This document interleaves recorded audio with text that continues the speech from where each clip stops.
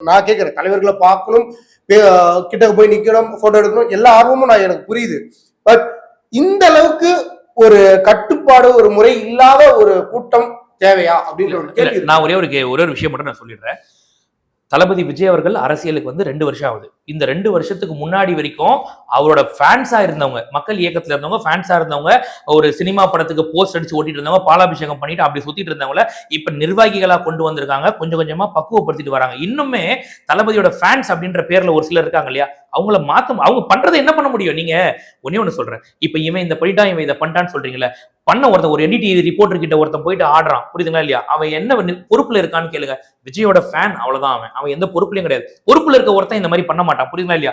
அப்ப என்னன்னா, விஜய் அவர்கள் வந்து அதாவது மொத்தமா 2 கோடி உறுப்பினர்களை வச்சிருக்க இந்த கட்சி, 2.5 லட்சம் பொறுப்பாளர்களை வச்சிருக்க கட்சி, 2.5 லட்சம் பேர் மட்டும் அங்க வரல. அவருக்காக அந்த மாவட்டத்துல அங்க இருக்க பொதுமக்கள் வராங்க, அங்க இருக்க ஃபேன்ஸ் வராங்க, நிறைய பேர் பொறுப்பாளரா இல்லாமலே ஃபேன்ஸ் வராங்க. அவங்களெல்லாம் ஒண்ணு இனிமேல் தான் கொஞ்சம் கொஞ்சமா அரசியல் படுத்தப்படணும். ஏன் சார் 50 வருஷ கட்சி அவங்களோட மேடை நாகரிகமே இல்லாம ஒரு மேடையில வந்து பாத்தீங்கன்னா அந்த ரெக்கார்ட் டான்ஸ் மாதிரி ஒன்று நடக்கிறாங்க, ஆபாச நடனம் ஆடுறாங்க, இன்ஸ்டா இன்ஃபுளுசருக்கு பணம் கொடுத்து அவங்க எல்லாம் ப்ரமோஷன் பண்ண சொல்றாங்க. 50 வருஷ கட்சி இந்த மாதிரி இருக்குது. அவங்க கட்சி மேடையிலே ஒழுக்கம் இல்லை.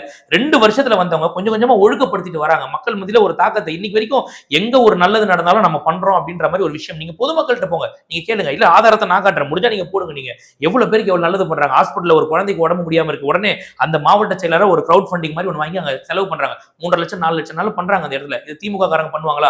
பண்ண மாட்டாங்க. ஒரே ஒரு ஆள் கிட்ட மட்டுமே இருக்கும், ஆனாலும் கொடுக்க மனசு வராது அவங்களுக்கு. நிறைய நல்ல விஷயங்கள் இருக்கு. நல்ல விஷயத்தெல்லாம் பார்க்காம ஏன் இந்த கூட்டம் இப்படி பண்ணுதா? அரசியல் படுத்திட்டு வராங்க சார். எடுத்த உடனே எல்லாமே பண்ணிட முடியாதுல்ல, கொஞ்சம் கொஞ்சமா டைம் எடுக்கும்ல. நாங்க நினைச்சு பார்த்தோமா 7வது கூட்டத்துல இந்த மாதிரி நடக்க போகுது, இத்தனை பேர் சாவாங்க நினைச்சு பார்த்தோமா?